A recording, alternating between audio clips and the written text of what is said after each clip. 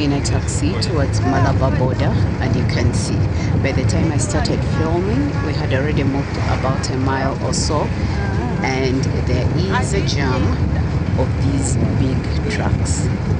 Look.